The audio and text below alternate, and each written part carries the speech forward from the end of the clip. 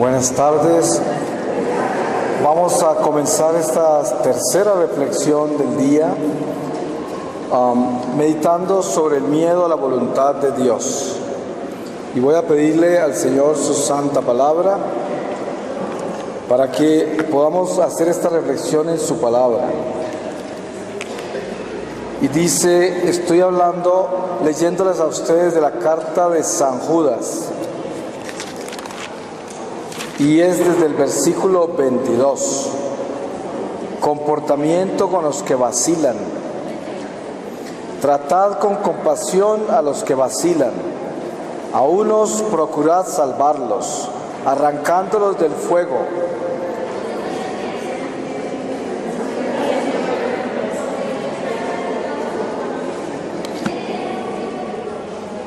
Es que no se acerca más. Comportamiento, ¿se oye mejor así? Es todo lo que tenemos. Comportamiento con los que vacilan.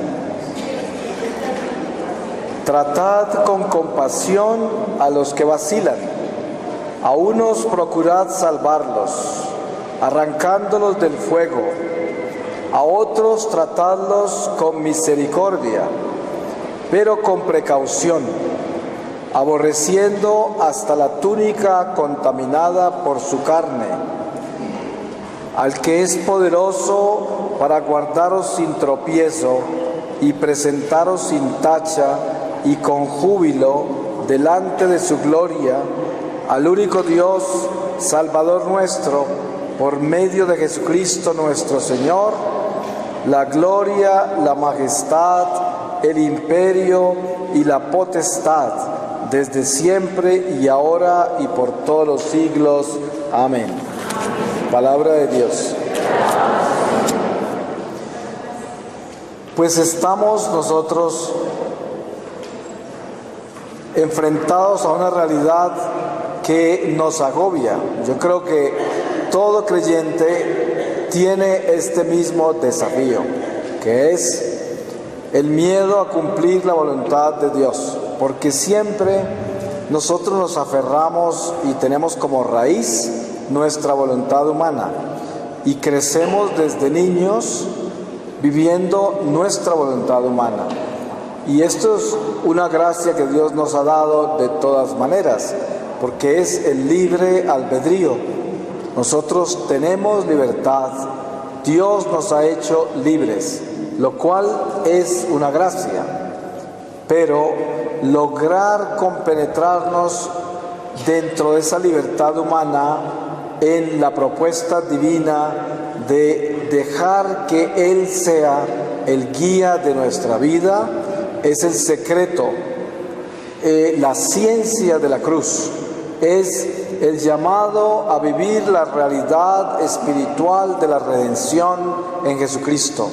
Jesucristo se hace puente entre la voluntad humana y la voluntad divina y nos invita a cruzar ese puente que es Él mismo, su propio cuerpo, su propia sangre, a cruzar sobre ese cuerpo, pisando esa sangre, a la voluntad de Dios, a morir a nuestra voluntad humana, así libre y voluntariamente como Dios nos ha permitido vivir esa realidad, con esa misma libertad que tenemos nosotros, entregarnos a Dios y someternos a la de Él. Esta es una entrega que cuesta mucho y el trabajo del cristiano es caminar hacia la muerte a sí mismo.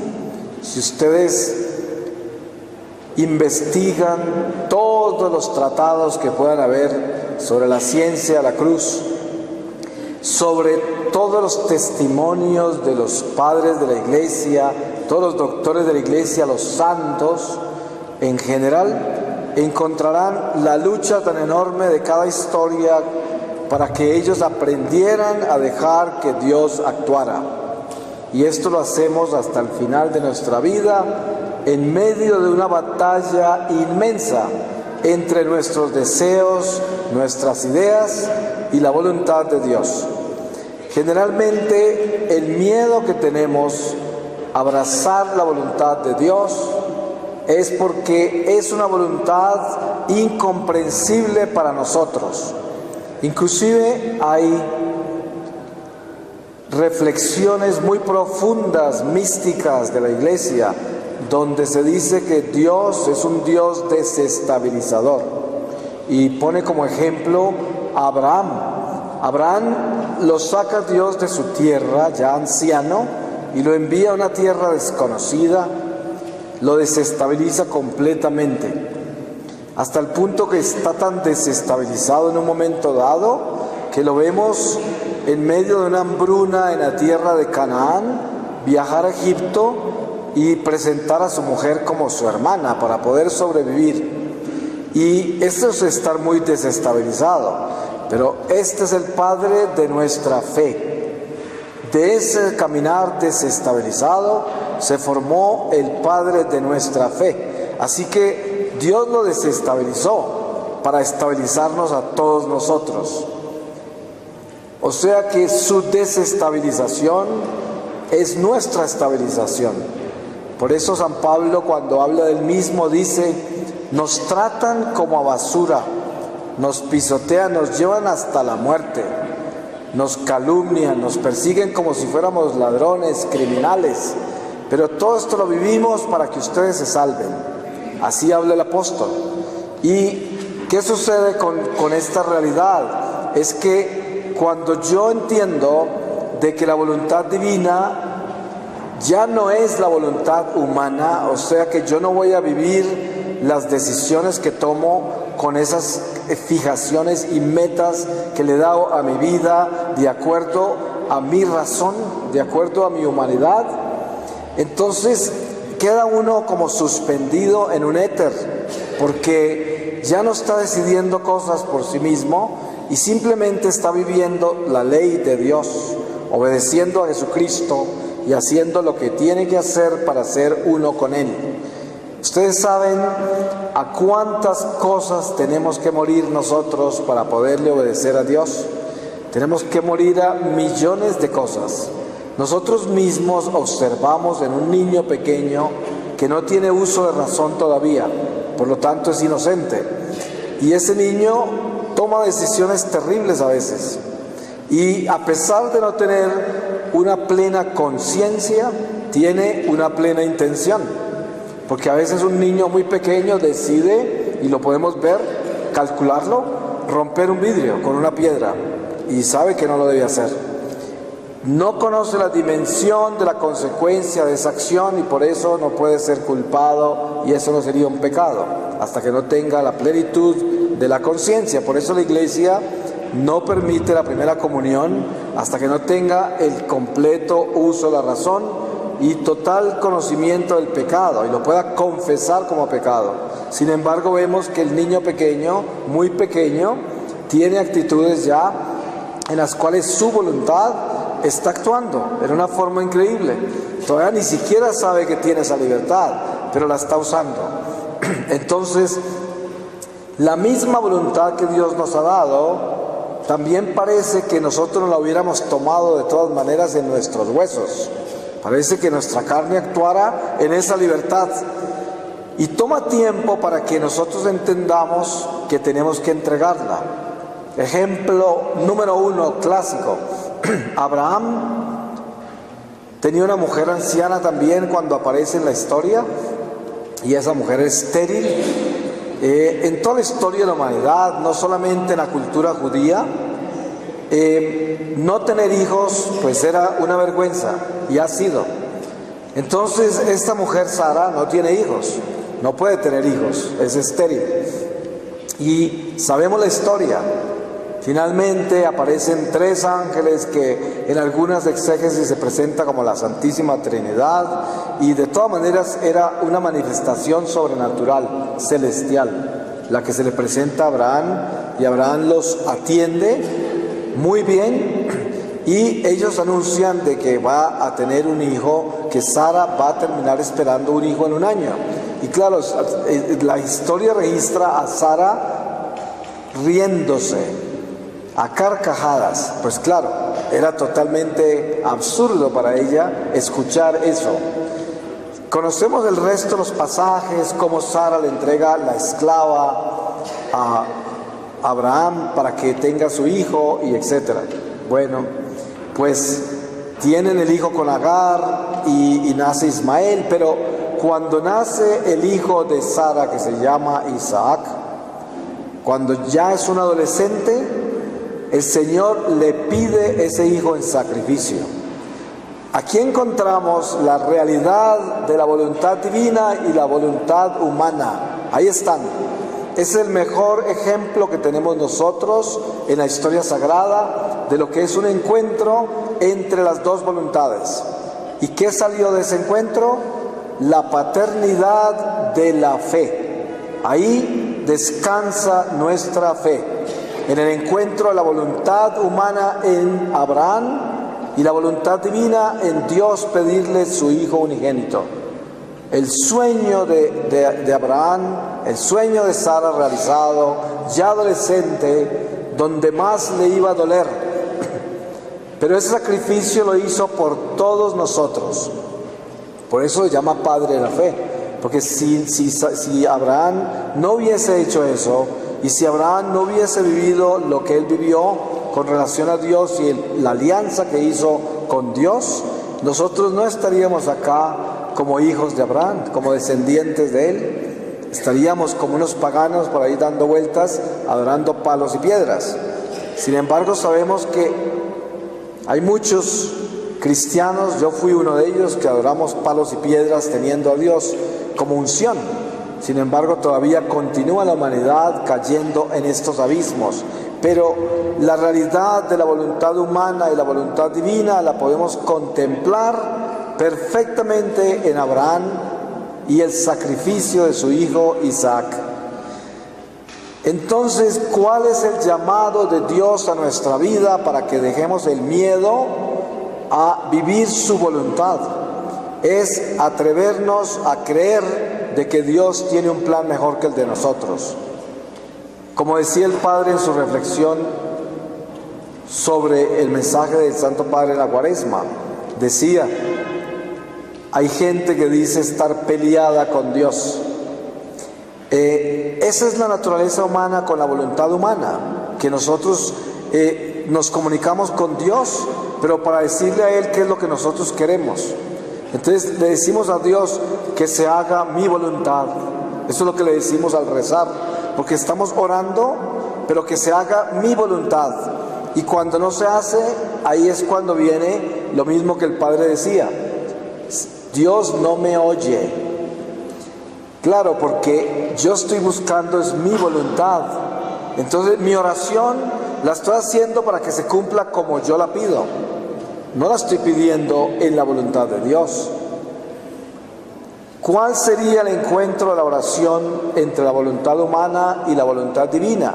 El encuentro perfecto, que sería entregar nuestro Isaac. Sería llegar donde el Señor con mi Isaac, que son todos mis sueños, todas mis situaciones humanas. Ese sería mi Isaac, porque es lo que más quiero yo. Y se lo llevo al Señor y le digo: Señor, aquí está mi Isaac.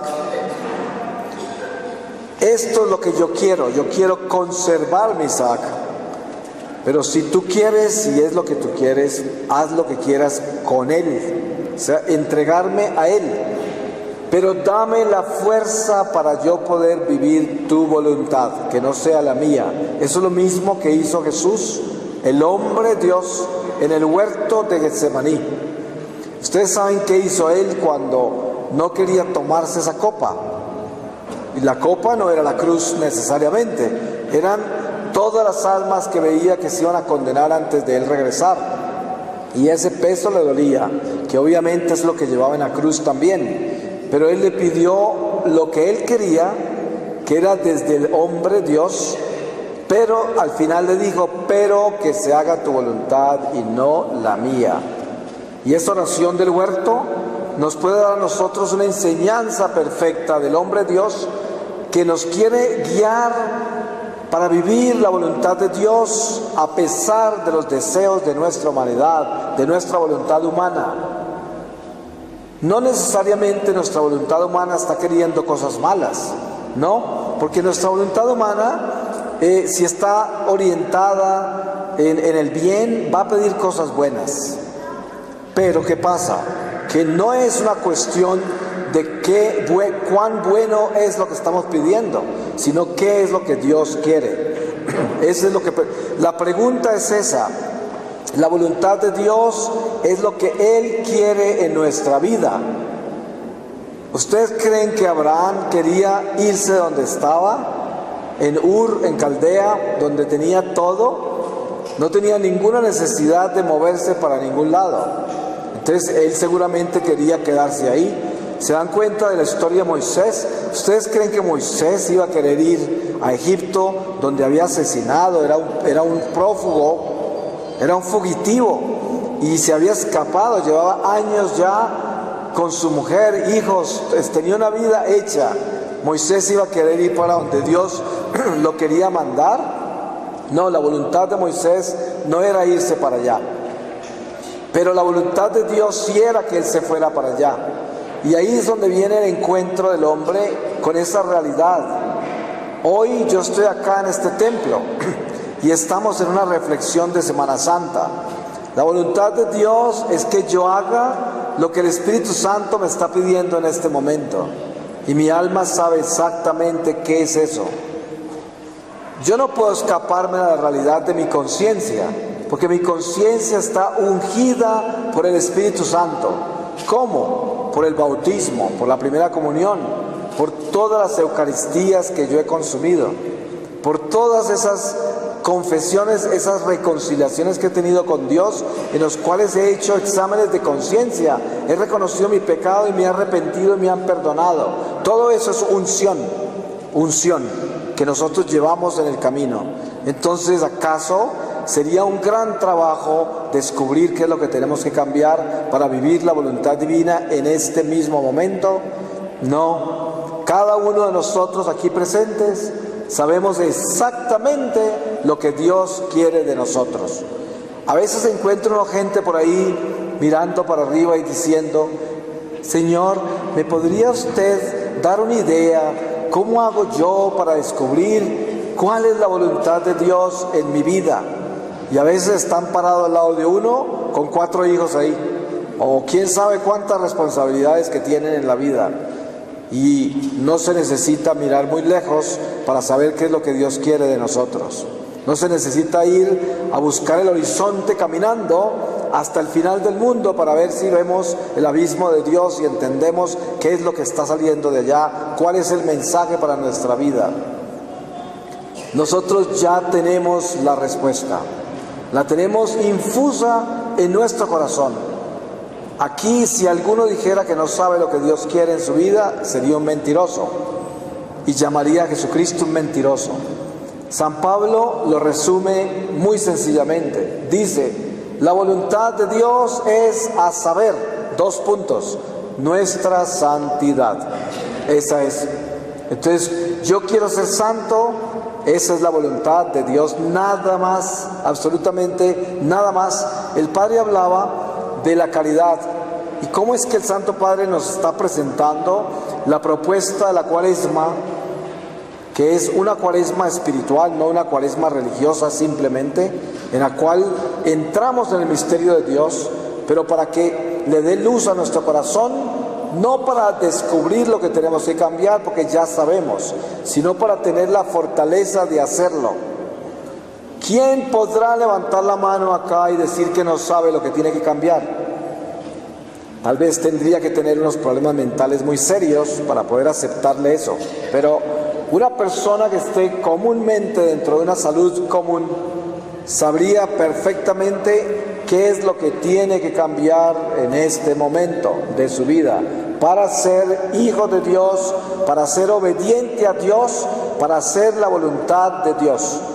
No podemos tratar de engañar a Dios. Nadie puede engañar a Dios. Si yo no obedezco los mandamientos de Dios, no soy amigo de Dios. No puedo vivir en paz con Dios y por lo tanto no puedo vivir en la voluntad de Dios. Vivir en la voluntad de Dios no es perder la libertad que tenemos nosotros de ser los seres humanos que somos. Al contrario, viviremos nuestra libertad humana con mucho más gracia, con mucho más encanto, con mucha más inspiración y sabiduría cuando la abandonamos en el Espíritu de Dios y vivimos en Dios, la voluntad de Dios, que es nuestra santidad. Y nuestra santidad, ¿cómo se construye? Alguien podría decir, ¿y cómo se hace eso? Pues es muy sencillo. Nosotros sabemos que la realización plena de la santidad no se encuentra hasta el final, pero entramos en el camino de la santidad.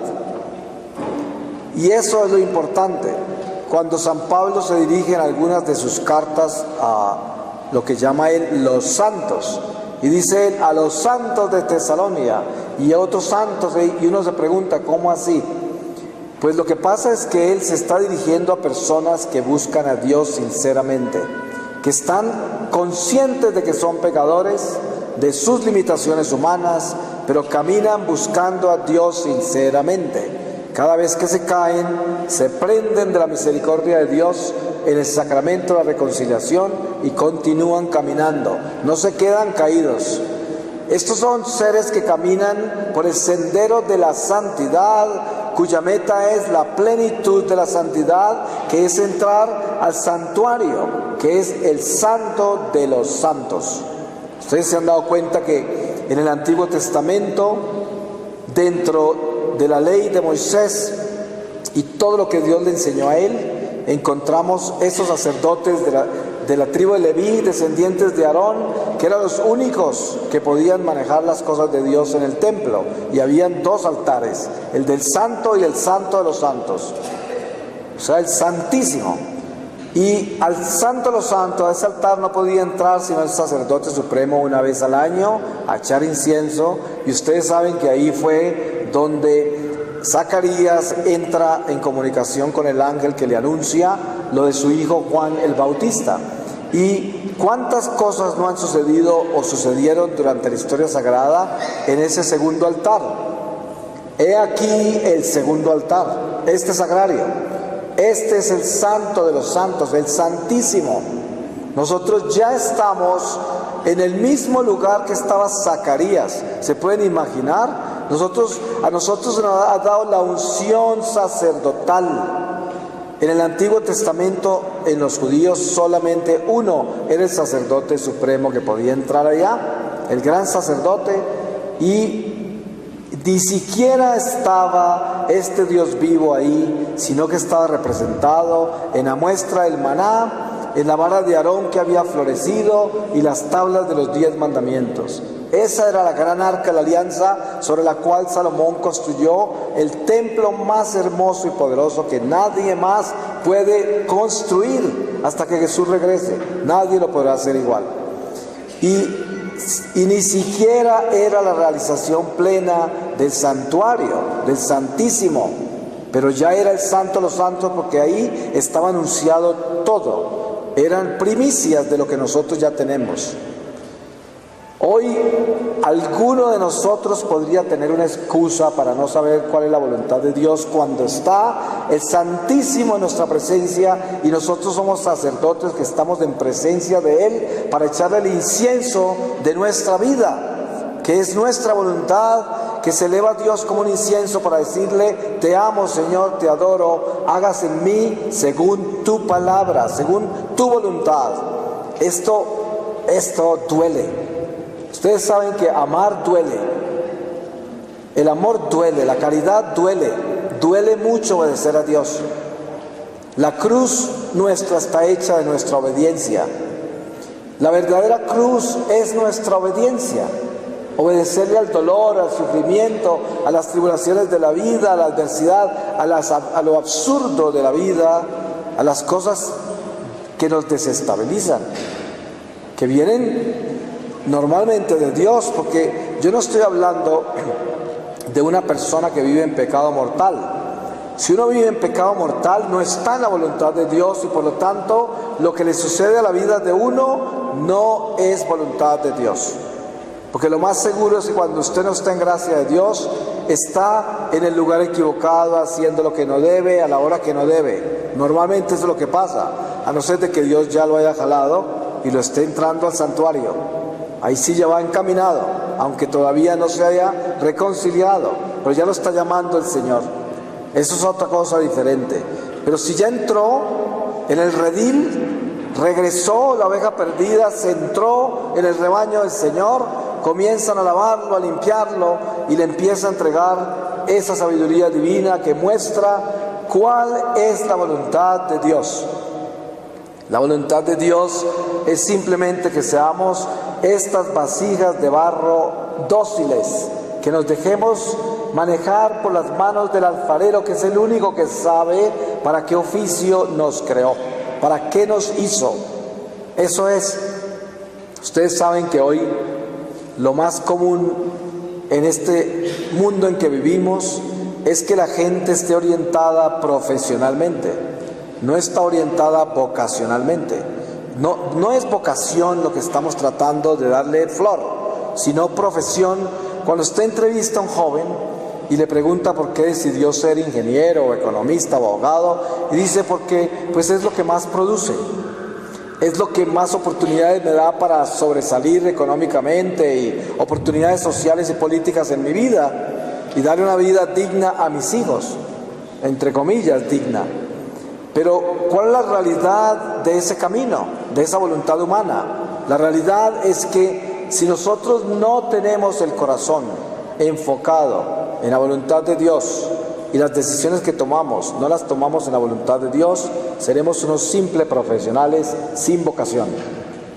O sea que la profesión que tenemos es simplemente un oficio que nos produce beneficios temporales.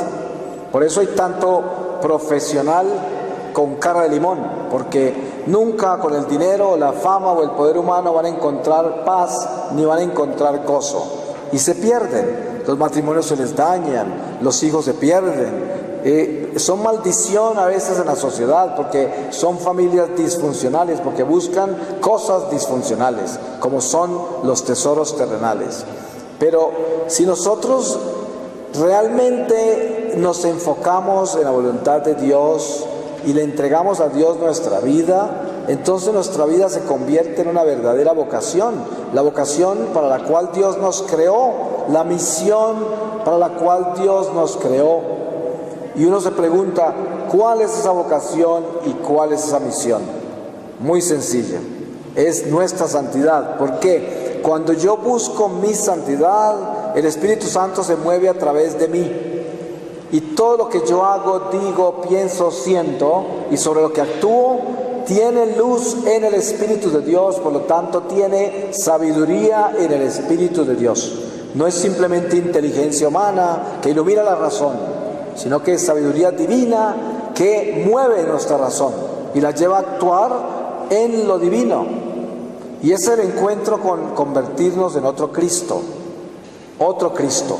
Ustedes saben que hoy hay una cantidad de herejes dentro de nuestra iglesia que predican cosas espantosas.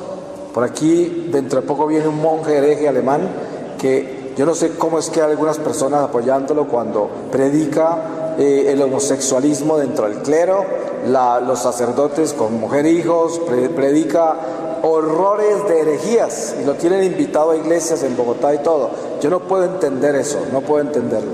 Pero la realidad es que nosotros tenemos una responsabilidad con Dios, que es encontrar que la voluntad divina está en la obediencia,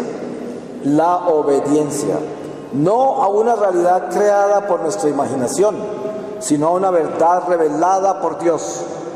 Porque nosotros no somos hijos del paganismo, donde podemos por la imaginación y todos estos instintos mágicos del hombre natural que no tiene la unción del Espíritu Santo, actuar de acuerdo a esos instintos. No, nosotros no somos una carta del tarot, nosotros no somos un accidente astrológico, nosotros no somos simplemente un espíritu de adivinación, nosotros somos la verdad viva del Dios encarnado, porque Dios nos ha llamado a vivir lo que Él nos ha revelado en Jesucristo. Esa es nuestra realidad espiritual. Por eso si yo me pierdo y empiezo a vivir en pecado mortal y no le obedezco a Dios, ya me volví igual que un pagano, porque vivo del azar, de la suerte, de mis decisiones humanas. Ustedes se pueden imaginar el peligro tan enorme que es vivir en el azar. Es un milagro de Dios que el azar no me haya pisoteado, porque la ley animal pasa por encima de nosotros y nos pisotea sin compasión. Ustedes saben que el mundo puede pasar y nos arrolla, pasa por encima. Seguramente muchos de ustedes, si no es todos, tienen experiencia de haber sido pisoteados por la ley animal. ¿Cuántas veces nos ha pisoteado la ley animal? ¿Y cuántas veces nos hemos convertido nosotros en animales que aplican la ley? Porque es simplemente vivir sin Dios, que es vivir sin compasión, que es vivir sin caridad, sin tolerancia, sin paciencia, en el egoísmo, en este amor propio donde tomo decisiones que tan solo me benefician a mí. Esa es la ley animal, pasa por encima de todos, porque para la ley animal nosotros somos simples escalones, si es que somos eso. A lo mejor somos estiércol, pero cuando entendemos que es humano temer a obedecer a Dios, entonces sabemos que debemos atenernos a Él para poder lograrlo, porque solos no podemos. ¿Acaso puedo yo decir, me voy a entregar a la voluntad de Dios, voy a hacer lo que Dios me pide y ya lo logré, cuando yo solo no puedo tomar esa decisión? Yo tengo que ir donde el Señor y decirle, Señor, sin ti nunca podría hacer tu voluntad. Ven, Señor, a mí, lléname de ti para que yo pueda vivir lo que tú quieres de mí, tan solo si vives en mí. Porque yo sin ti nada soy, estoy vacío. Comenzar así es reconocer quiénes somos y darnos cuenta que todas estas decisiones que hemos tomado sin Dios simplemente fueron un acto de vanidad, un acto de egoísmo, un acto de locura, una demencia humana, porque es como pretender uno vivir afuera del oxígeno. No vive, no puede vivir fuera del oxígeno, se nos acaba la vida. Y esto es Dios, es nuestro oxígeno. Y para vivir esa voluntad divina, yo tengo que revisar con cuidado mi voluntad humana.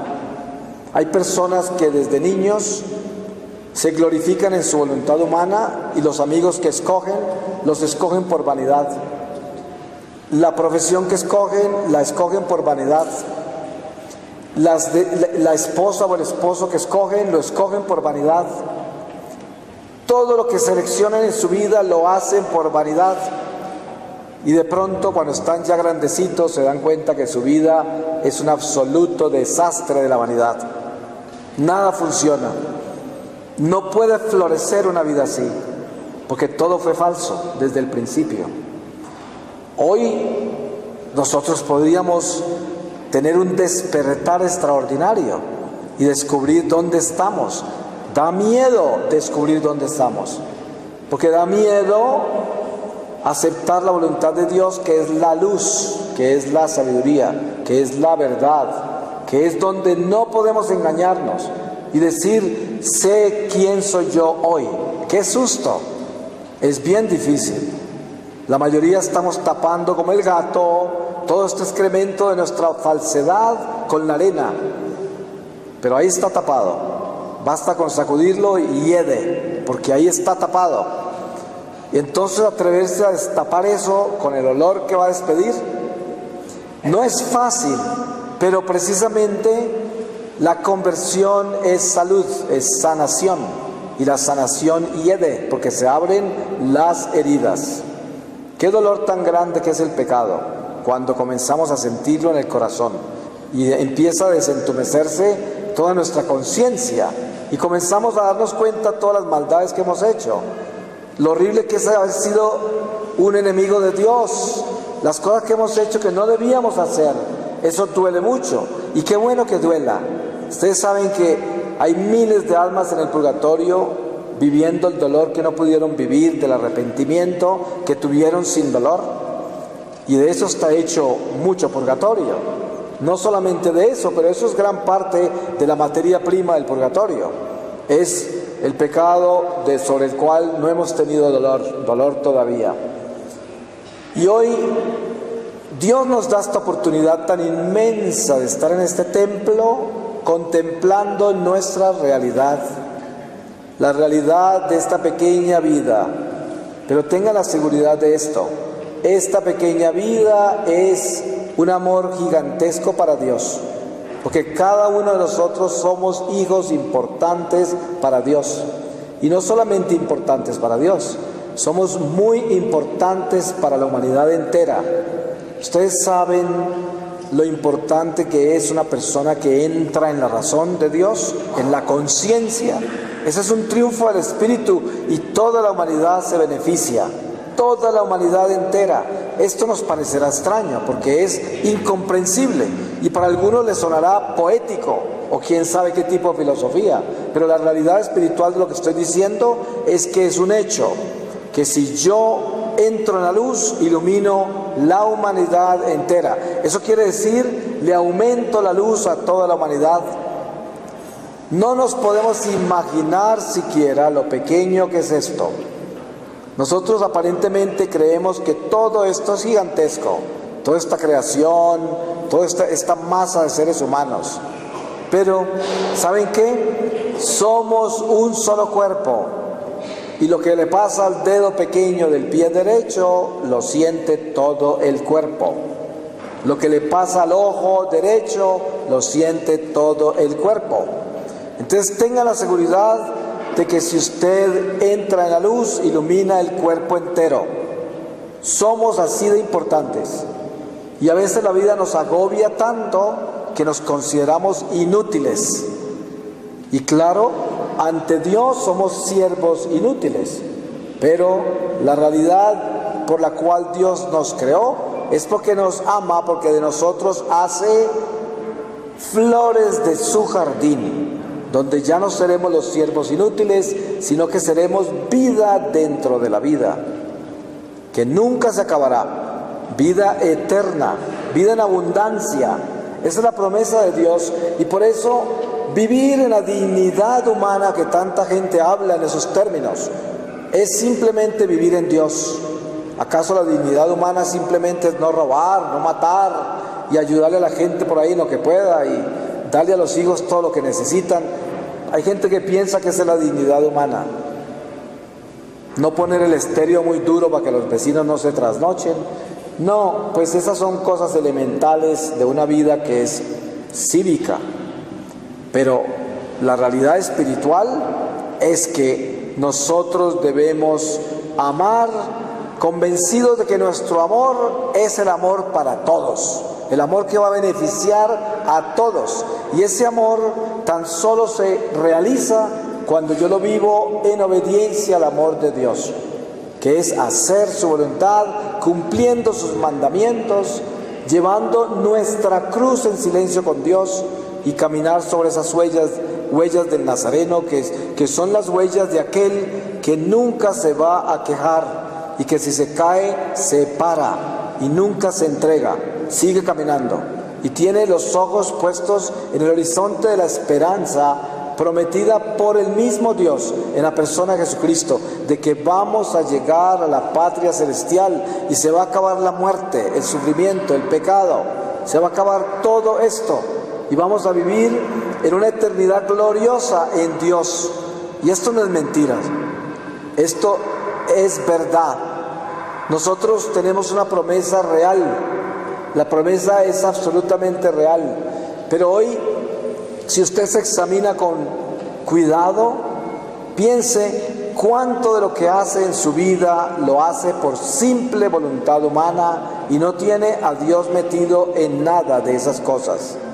Yo conozco personas que dicen, ay, yo le puedo entregar a Dios pues hasta mis trabajos, mi economía, le puedo entregar hasta mi salud, pero no puedo entregarle la vida de mis hijos, de mi esposo, mi esposa. ¿Qué tal que se los lleve? Entonces tienen un pie puesto en la voluntad humana y el resto del cuerpo está sumergido en una posibilidad de entregárselo a Dios si es que ese pie en la voluntad humana recibe el beneficio de Dios. Porque es que es condicional esa relación con Dios. Mi voluntad humana pide lo que quiere y se lo pide a Dios, que es el que todo lo puede dar, pero no esperando qué es lo que Dios quiere, sino lo que yo quiero. Por eso hoy podríamos decir qué porcentaje de mi vida tengo colocado en la voluntad de Dios y cuál sería la forma de descubrir eso. Usted sería capaz de hacer lo que Abraham hizo y decirle al Señor, si usted tiene hijos, decirle: Señor, ¿sabes qué? Yo no quiero apegarme a mis hijos, si te los quieres llevar, son tuyos, te los entrego. ¿No le dolería mucho decir eso? ¿No le daría mucho miedo?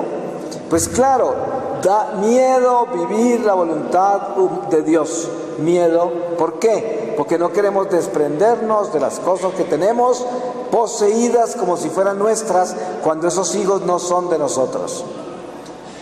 Si usted está poseído a su propia vida y tiene miedo de morirse, sabemos que lo más común es que cuando usted tiene un diagnóstico bien serio, que ya es una amenaza inminente de muerte, lo primero que hace es tirarse de rodillas a implorarle a Dios que no lo deje morir. Y todo el mundo ora por usted para que no se muera. Eso es. ¿Cuántas personas oran y dicen: Señor, parece que Paco se va a morir, pero Señor, no queremos que se muera, por favor, no lo dejes morir, sánalo? Eso es lo más común. Es muy poco lo que se oye, pero Señor, que se haga tu voluntad. Si no, no queremos que Paco se muera, Señor, déjanoslo acá.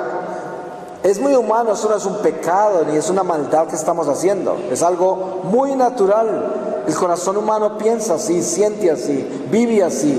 Nadie se nos puede morir, yo tampoco me debo morir, todo nos debe salir bien. Cuando las cosas salen mal, mire, en las sectas evangélicas, pentecostales, bautistas, esos nacidos de no sé qué, bueno, toda esta gente que son innumerables, dicen que la enfermedad, el fracaso económico, los problemas de la vida son maldiciones, castigos de Dios, porque son como escrupulosos y vienen prácticamente como hijos del fariseísmo, porque de ahí nace todo ese espíritu de las sectas. Pero la realidad es que es mentiras.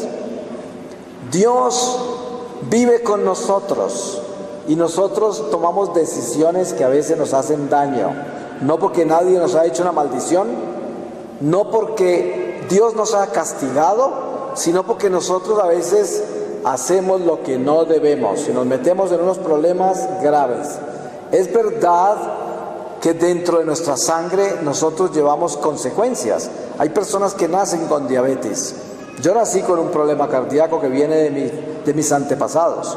Y muchas cosas así vivimos cada uno de nosotros. Hay gente que hereda problemas mentales y existen cosas así. Pero al mismo tiempo, nosotros no somos cargados con los pecados de nuestros antepasados. ¿Acaso el bautismo no es un exorcismo? Lo que pasa es que las consecuencias del pecado a veces nos tienen marcados en la carne y es inevitable. Pero cuando nosotros entendemos hoy de que Dios quiere que al compenetrarnos en nuestra conciencia y descubrir qué es lo que tenemos que cambiar sinceramente para decir que estamos en el camino a la santidad, entonces ya estamos aterrizando en lo que Dios nos pide en esta Semana Santa y lo que siempre nos pedirá todos los días de nuestra vida, que es decirle al Señor: Señor, siempre he sabido lo que tú quieres de mí, pero no lo he querido hacer. Esa sería la confesión más importante de su vida. Yo invito a los católicos a veces a hacer esto. Arrodíllese acá y confiésele a Jesús sacramentado de que usted no está seguro, no está 100% seguro que Él está ahí. Y que por eso a veces viene a visitarlo al Santísimo y se duerme, porque usted no sabe que ahí está Dios. Si supiera que está Dios, no se iba a dormir. ¿Acaso usted se duerme visitando a un amigo? No, al contrario, está más despierto cuando está visitando gente importante para usted. A veces hasta compra ropa nueva para visitarlos. No se va a dormir. Entonces, ¿cómo se va a engañar diciendo que cree que Dios está acá cuando estar sentado ahí visitándolo a los 10 minutos está roncando? No puede estar visitando a Dios. No podemos engañarnos, eso es verdad. Y entonces una confesión sincera, es decir, Señor, ni siquiera creo que tú estás en la Eucaristía. Así de mal estoy. Por eso, dame la fuerza para que yo pueda entrar en este misterio tuyo donde reconozco mi pequeñez y mi nada y empiezo a entrar en tu santuario invitándote a que me llenes de ti para yo poder vivir en ti, vivir en tu voluntad con esta pobreza y limitación y miseria humana, porque a ti, tú no me juzgas por lo que yo soy, sino que me invitas a ser como tú. Eso es lo que hace el Señor. Por eso, en el día de hoy, si nosotros quisiéramos sacarle un buen resultado a este retiro, diría con toda tranquilidad decir, Señor, yo sé quién soy, no necesito que me lo digas, ya me lo mostraste. Tu luz está en mi corazón en este día y yo sé que me tengo que arrepentir, que tengo que cambiar, dejar el mal y dejar de pedirte las cosas que yo quiero y comenzar a pedirte las que tú quieres. Por eso hay un santo que dice, Señor, dame lo que me pides y pídeme lo que quieras. Y esto es tan importante porque si yo voy donde el Señor a pedirle cosas que la mayoría de las veces no son las que Él quiere darme, entonces siempre seré un orante frustrado, porque pienso que Dios es sordo y pienso que mis oraciones nunca son respondidas, por lo tanto Él no me ama. Y Dios está tan lejos de mí que nunca logro conseguir que Él me escuche, que me dé lo que yo quiero. ¿Por qué? Porque solo vivo mi voluntad y por eso estoy así, con Dios tan lejos. Pero si yo me acerco al Señor y le digo, tú lo sabes todo, tú me creaste a mí, el único que sabe para qué me creaste es tú. No dejes que yo interfiera en tu voluntad con mi voluntad humana. Ayúdame a atarme a ti, ayúdame a hacerme tu esclavo, para que en esta esclavitud divina pueda yo vivir la libertad, la plenitud del Espíritu. Ustedes saben que entregarse a la esclavitud de la obediencia a Dios es encontrar la libertad eterna. Son los únicos grillos y cadenas que producen libertad. Atarnos a Dios, esa es la libertad. Nada, ninguna otra cadena puede producir libertad, pero encadenarse a Dios nos hace libres. Por eso se llama desestabilizarnos, porque uno encadenarse a la voluntad de otro, encadenarse a la voluntad de Dios que no lo puede ver, ni tocar, ni entender, es lanzarse a un abismo completamente desconocido. En fe, de ahí nace la fe. Personas dirían, hay personas católicos que dicen que tienen fe porque vienen a misa, porque se confiesan, porque de repente se esfuerzan para estar aquí y allá haciendo cosas que parecen ser de Dios. Pero la fe no está hecha de la religión. La religión son cimientos para construir sobre ella el edificio de la fe. Y esto tenemos que tenerlo claro de que nuestra religión es una invitación a elevarnos en el espíritu. Porque rezar solamente y vivir la ley de Dios no nos salva. Eso no es suficiente.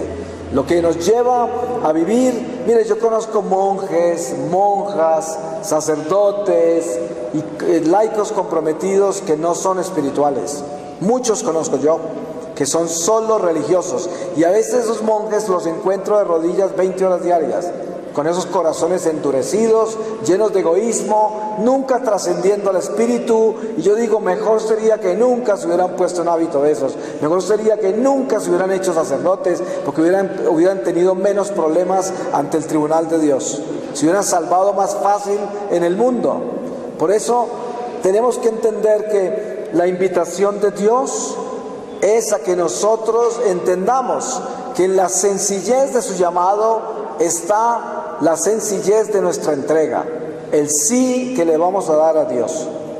El Padre Marino hablaba dentro de su reflexión sobre María y hablaba de cómo María en esa sencillez le dice sí al Señor y no habla nada más. Hágase en mí según tu palabra. He aquí la esclava del Señor. Y esta respuesta, mucha gente racional diría, ¿cómo no? Si la crearon sin mancha. Pues esa debía responder eso. ¿Qué tal yo que estoy manchado? ¿De dónde voy a sacar esa gracia para decir eso? Con esa valentía, cuando yo soy un manchado. Ella es una sin mancha. Eso es muy normal pensarlo. Y Jesús El Calvario, se cayó, le pegaron. Ah, pues claro, era Dios. Él podía vivir eso, yo no. Póngame en ese Calvario y me matan en el primer golpe que me dan, porque yo no soy Dios. Entonces podemos negar toda esa realidad de la verdad de Dios revelada a nosotros en Jesucristo y en la Virgen María.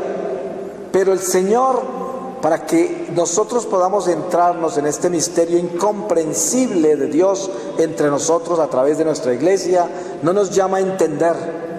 Precisamente a eso es lo que no nos llama. ¿No acaso Dios, cuando le habló a Abraham para que llevara a su hijo Isaac a sacrificarlo, le dijo: te voy a explicar por qué te pido esto? ¿Me entiendes, Abraham? Nunca le dijo eso. No le dio explicación. No le dio chance para decir ¿y por qué? No, nada de eso. Le dijo: llevas a Isaac y me lo sacrificas. Abraham pudo haber dicho no, y se hubiera podido esconder debajo de una roca y ya, pero él lo hizo. Entonces la invitación que Dios nos hace no es a entender nada, sino a obedecerle todo, sin entender. ¿Cuántas personas por soberbia hacen 50,000 cursos de la Biblia y piensan ya saber mucho de la Biblia? Pero se les olvidó lo más importante: no tienen espíritu de la palabra. Así tenemos esa cantidad de sectas que se saben la Biblia de memoria y se predican, cada frase que dicen es Mateo 17:14, y todo el mundo impresionados. ¿Cómo se conoce en la Biblia? Pues hasta el diablo se la mencionó a Jesús en las tentaciones del desierto. ¿Acaso no le mencionó un salmo y le dijo: está escrito? Así habló el diablo: si te lanzas, los ángeles te ampararán y no tropezarás contra ninguna piedra. Palabra de Dios, el diablo la pronunció. Entonces, ¿qué nos ganamos con eso? El sentido verdadero de la llamada de Dios a nosotros es vivir el espíritu de la verdad, que es la sencillez del sí a Dios, sí al Señor, sí al Señor, tan pequeño como eso. Y en esa pequeñez de esa decisión está nuestra santidad. Mi santidad es: o le obedezco o no le obedezco. Eso es lo que es la realidad. No podemos buscarle más lado a esta realidad de nuestra vida. O le obedezco a Dios o no le obedezco. ¿Ustedes saben cuántas excusas tenemos nosotros para no hacer las cosas que Dios nos pide? Ah, no, todo el mundo está esperando. Ah, no, es que ya más adelante, es que ya después, es que ya. Y le dice: ¿cómo va tu fe? ¿Qué pasa? Ahí voy cambiando, ahí voy, estoy un poco mejor. ¿Qué tal que lo tome la muerte por sorpresa y que se encuentre ahí? ¿Qué le va a decir el Señor? ¿Qué hiciste con tu vida? Ahí voy, Señor. Ya se le acabó, ¿no se da cuenta? No es así, no es ahí voy, sino que es que tengo que cambiar ya. No puedo seguir yendo así. Es increíble el mundo que estamos viviendo hoy. Ustedes saben que la Iglesia Católica, yo creo que solo en el oscurantismo ha vivido un momento más espantoso que el que estamos viviendo hoy. Ustedes saben los niveles de herejía que hay en el clero, en los religiosos. Ustedes saben la cantidad de conventos metidos en la nueva era.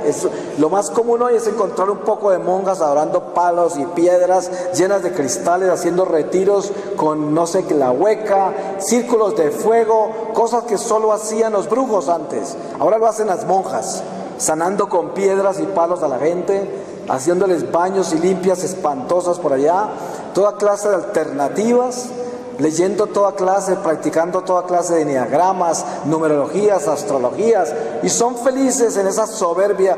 Vaya, dígale a un monje algo sobre esos enneagramas, sobre esas magias que están practicando, o al sacerdote, o al laico comprometido, a la señora de sociedad que es tan amiga del obispo y que anda metida en toda clase de horrores. Esto es lo peor que ha podido vivir la historia de la Iglesia en muchísimos siglos. Y no podemos estar callados al frente de esta barbaridad. ¿Por qué razón? Mire, yo muchas veces recibo correos que la gente dice: usted no se imagina lo que el padrecito tal estaba diciendo en tal parroquia de Bogotá sobre Belén. Por aquí en Chapinero, un padre hace poco, un domingo, decía: Jesús no nació en Belén, Él nació en Nazaret. Ustedes pueden imaginar un padre hablando así desde el púlpito. Yo decía: pero ¿cómo se le aguantan un sermón de esos? Al final de la misa alguien tiene que ir a la sacristía y decirle: Padre, usted que es lo que está predicando, ese no es el Evangelio. ¿Cómo así? ¿Usted cree que nosotros nacimos ayer y que somos tontos o qué? Aquí nosotros tenemos que respetar la iglesia. Alguien se la pone de ruana entonces y nos canta toda clase de herejías, y un día van a salir con cristales aquí a predicar el Evangelio, y la gente se va a salir aterrada, escandalizada, sin hacer nada. Este es nuestro problema, que estamos viviendo la omisión todo el tiempo, y si alguien no es corregido va a seguir cometiendo el mismo error. Nosotros sabemos que todas estas exhortaciones las tenemos que hacer con mucha caridad, porque nosotros somos pecadores también, y no podemos sentirnos que somos mejores que el padre que está predicando herejías o el laico que está practicando nueva era. No, no somos mejores que nadie y podemos caer en cualquier momento, pero sí debemos hacer algo. Nosotros, como dice San Pablo, debemos exhortarnos los unos a los otros, a buscar la perfección y la santidad, a buscar la obediencia, a vivir lo que Dios nos ha enseñado y no lo que nos hemos inventado. Nosotros no podemos crearnos una nueva doctrina simplemente porque la vamos a acomodar al mundo de hoy, a nuestra conveniencia. Ustedes han visto que todo el que predica herejía siempre dice: antes se vivían tales cosas, pero hoy vivimos tales otras. Siempre es así, siempre es dándole un cambio a las cosas de Dios. Y ustedes saben que lo primero que Jesús nos enseña es que el cielo y la tierra pasarán, mas mi palabra no pasará. Y alguien nos puede venir a cambiar la palabra de Dios y darnos una alternativa a un mandamiento, una alternativa a un sacramento, una alternativa a quién sabe qué. Ustedes se han dado cuenta del desorden que hay en la iglesia hoy. A veces hay sacerdotes dando una absolución masiva a la gente sin confesarse. Gente que viene en pecado mortal a comulgar, que no se va a arrepentir, que no va a cambiar, que después de comulgar salen a vivir el mismo pecado en que estaban ahí. ¿Y qué tal una absolución general? Cuando esto se hace solamente si un barco se está hundiendo, un avión se está cayendo o algo así, donde la gente no va a tener chance de vivir más para pecar más, y se pueden arrepentir ahí. Pero ¿qué tal aquí en una iglesia donde al salir de la puerta salen a cometer el mismo pecado? Todos esos pecados caen encima de ese sacerdote, porque él fue el que cometió semejante crimen de confesar personas masivamente sin saber si esas personas iban a arrepentir de verdad, iban a cambiar su vida. Pero así de desnutrida se encuentra la iglesia hoy. Hay situaciones así dentro de la iglesia. ¿Ustedes creen por un minuto que esa es la voluntad de Dios? Esa no es la voluntad de Dios, porque la voluntad de Dios es nuestra santidad, y nuestra santidad es la obediencia a Dios, tal y como Dios nos la ha enseñado, no como nosotros nos la queremos diseñar. Pues si quisiéramos hacer algo muy grande hoy para poder elevarnos a los dones de Dios en esta Semana Santa, sería ser muy sinceros y descubrir qué porcentaje de nuestra vida tenemos en la voluntad de Dios. Y ahí nos demos cuenta hasta dónde realmente somos hijos de Dios. Porque hay que tener mucho miedo de todo el área que no tenemos en amistad con Dios. Por eso el Señor dice: si este brazo te lleva a pecar, córtatelo. Si este ojo te llega a pecar, sácatelo. Por eso nosotros tenemos que entender que eso no es un chiste, eso es una realidad. Todo lo que nos lleve al pecado tenemos que eliminarlo completamente. Dice la palabra: es mejor entrar manco al cielo que con el cuerpo entero a los infiernos. Y hoy es una oportunidad muy grande para que nosotros le pidamos a Dios esta realización de nuestra conciencia, donde yo pueda decir: Señor, muéstrame hasta dónde estoy viviendo tu voluntad y cuánto debo cambiar yo para que pueda lograr este regalo tan grande de tu invitación a vivir lo que Jesucristo me ha enseñado. Porque eso es lo que tenemos que aprender, a vivir esa voluntad de Dios en las enseñanzas de Jesucristo. Hay gente que se conoce tantas cosas y se ha leído tantos libros. Hoy hay tantísimo mensaje, hay libros así de gordos, se lo saben de memoria. Pero vaya, pregúntenles ustedes por las epístolas, vaya, pregúntenles ustedes por el Evangelio, los 4 Evangelios, pregúntenles ustedes cuánto se sabe en el catecismo, la doctrina social de la iglesia. No se la conocen. se conocen pequeños pasajes, no se acuerdan a veces de la palabra que se lee durante la Eucaristía. Cuando salen de la misa ni se acuerdan, pero sí se acuerdan de los mensajes de fulanita, de los mensajes de sutanito, eso sí se lo saben de memoria. Entonces aquí hay algo que tenemos al revés y tenemos que ordenarlo, y la llamada de Dios es a que nosotros le demos el sentido correcto a la cruz, la enderecemos, y ese enderezar la cruz es ponerla con la cabeza para arriba. Ustedes saben que todo culto satánico, toda desobediencia a Dios es la cruz al revés, y lo que tenemos que hacer es enderezar la cruz y colocarla en la dirección que es, en el norte de Dios, y aprender a ser sinceros con nosotros mismos. ¿Quién soy yo hoy? ¿Una persona que pretende engañar a Dios o una persona que quiere entrar en conciencia para obedecerle a Dios? Voy a pedirle al Señor su palabra para terminar esta reflexión. Y les leo a ustedes de la segunda carta de San Pablo a los tesalonicenses en el capítulo 3, desde el versículo 1. 2 Tesalonicenses 3, 1. El progreso de la palabra de Dios. Por lo demás, hermanos, orad por nosotros para que la palabra del Señor avance con rapidez y alcance la gloria, como ya sucede entre vosotros, y para que nos libremos de los hombres perversos y malvados, pues no todos tienen fe, pero el Señor sí que es fiel, y Él os mantendrá firmes y os guardará del maligno. En cuanto a vosotros, tenemos la confianza en el Señor de que cumplís y que seguiréis cumpliendo lo que os ordenamos. Que el Señor dirija vuestros corazones hacia el amor de Dios y la paciencia de Cristo. Hermanos, os ordenamos en nombre de nuestro Señor Jesucristo que os alejéis de todo hermano que ande ocioso y no conforme a la tradición que recibieron de nosotros. Pues vosotros sabéis bien cómo debéis imitarnos, porque entre vosotros no estuvimos ociosos y no comimos gratis el pan de nadie, sino que trabajamos día y noche con esfuerzo y fatiga para no ser gravosos a ninguno. Palabra de Dios. Pues le damos gracias al Señor y lo bendijo en un año. Y claro, la historia registra a Sara riéndose a carcajadas. Pues claro, era totalmente absurdo para ella escuchar eso. Conocemos el resto de los pasajes, cómo Sara le entrega la esclava a Abraham para que tenga su hijo y etcétera. Bueno, pues tienen el hijo con Agar y nace Ismael, pero cuando nace el hijo de Sara, que se llama Isaac, cuando ya es un adolescente, el Señor le pide ese hijo en sacrificio. Aquí encontramos la realidad de la voluntad divina y la voluntad humana. Ahí están. Es el mejor ejemplo que tenemos nosotros en la historia sagrada de lo que es un encuentro entre las dos voluntades. ¿Y qué salió de ese encuentro? La paternidad de la fe. Ahí descansa nuestra fe. En el encuentro de la voluntad humana en Abraham y la voluntad divina en Dios pedirle su hijo unigénito.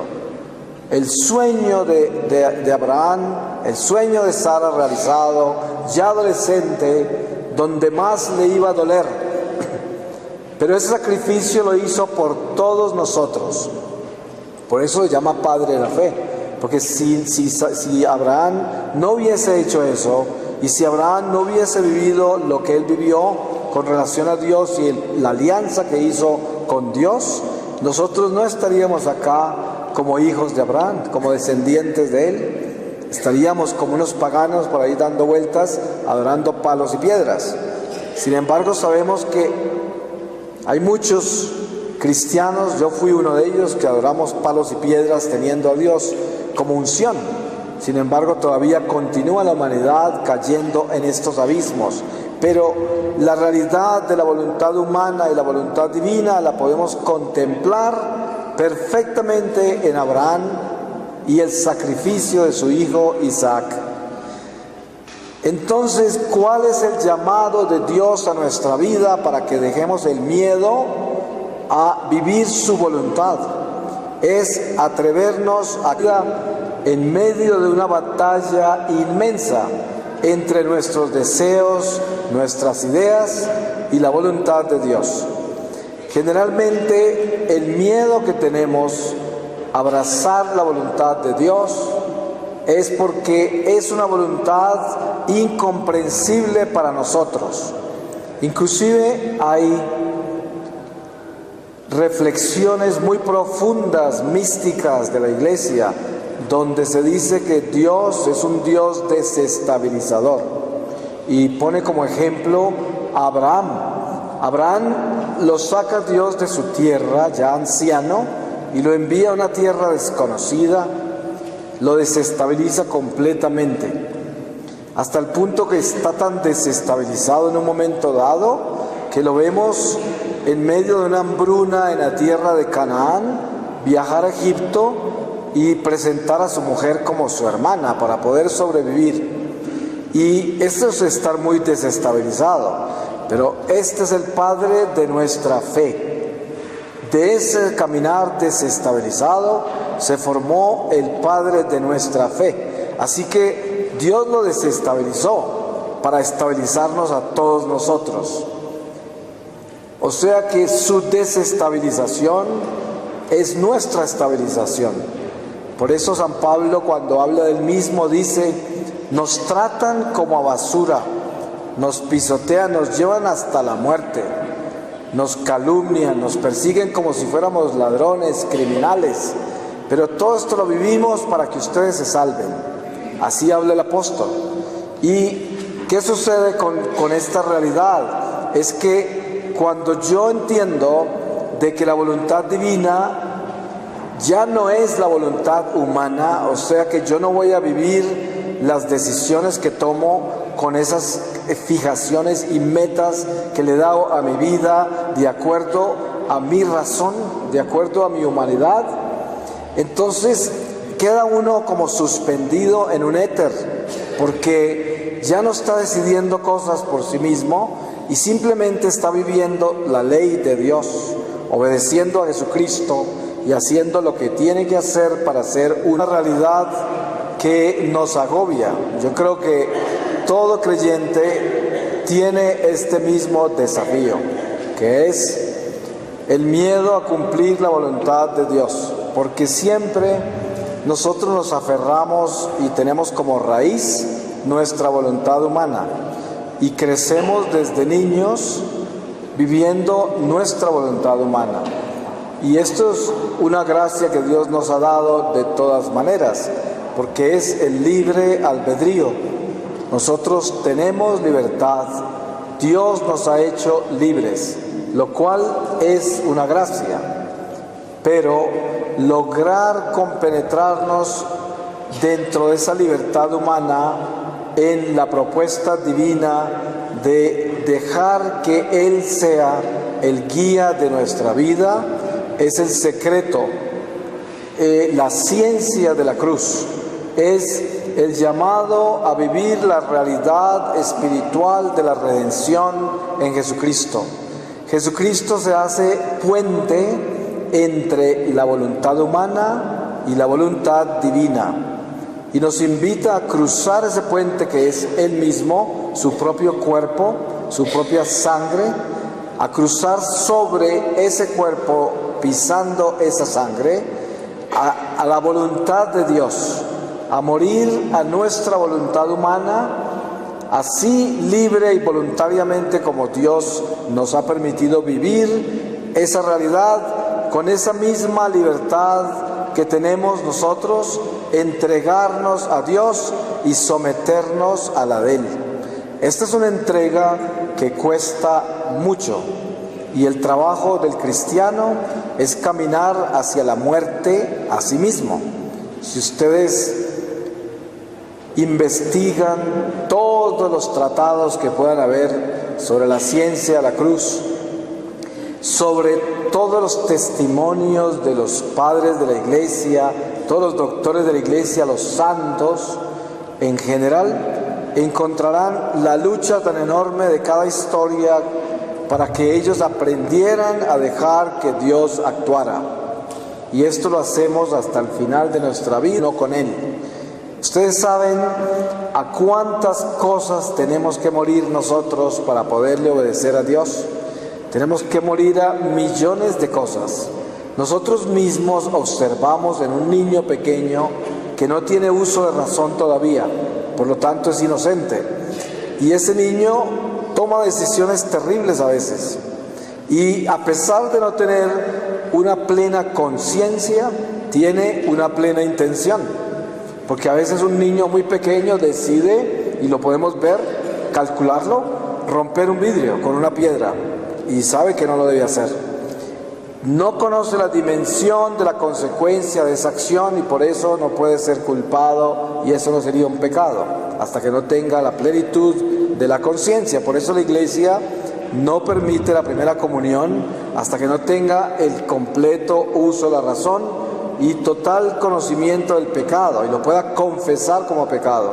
Sin embargo, vemos que el niño pequeño, muy pequeño, tiene actitudes ya en las cuales su voluntad está actuando en una forma increíble. Todavía ni siquiera sabe que tiene esa libertad, pero la está usando. Entonces, la misma voluntad que Dios nos ha dado, también parece que nosotros la hubiéramos tomado de todas maneras en nuestros huesos. Parece que nuestra carne actuara en esa libertad. Y toma tiempo para que nosotros entendamos que tenemos que entregarla. Ejemplo número 1, clásico. Abraham tenía una mujer anciana también cuando aparece en la historia, y esa mujer es estéril. En toda la historia de la humanidad, no solamente en la cultura judía, no tener hijos pues era una vergüenza, y ha sido. Entonces esta mujer Sara no tiene hijos, no puede tener hijos, es estéril. Y sabemos la historia. Finalmente aparecen 3 ángeles que en algunas exégesis se presenta como la Santísima Trinidad, y de todas maneras era una manifestación sobrenatural, celestial, la que se le presenta a Abraham, y Abraham los atiende muy bien, y ellos anuncian de que va a tener un hijo, que Sara va a terminar esperando un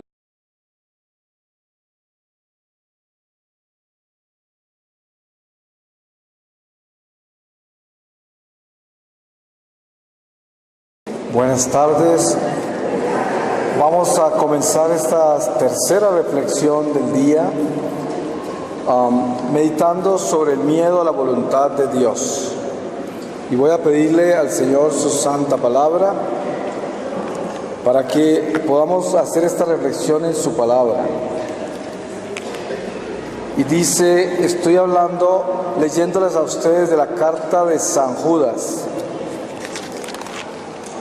Y es desde el versículo 22. Comportamiento con los que vacilan. Tratad con compasión a los que vacilan. A unos procurad salvarlos, arrancándolos del fuego.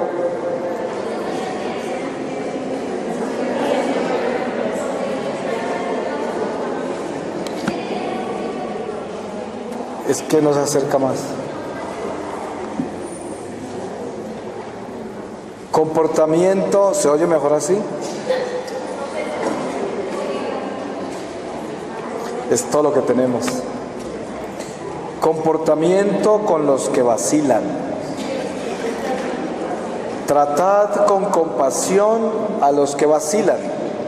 A unos procurad salvarlos, arrancándolos del fuego.